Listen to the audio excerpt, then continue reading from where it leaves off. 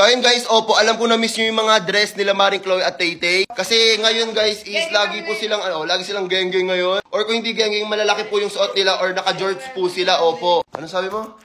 Ayan, geng-geng po si Maring Chloe. And this time, opo, nag-check out ulit ng dalawang color, opo. Ilan na ba ganito na? Ilan ba ganito nyo? Marami na. Parang 8 pieces na. So yung check out po namin ganito is, saktong 10 na po yung ganito nila. So anong color nyo? Pili kayo.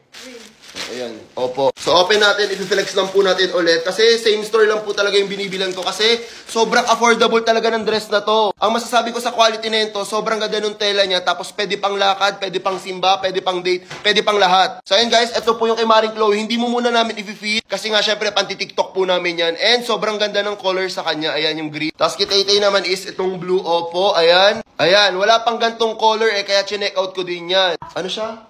Ay, oo nga, parang gray. So, comment nyo guys kung gusto nyo suotin nila yan.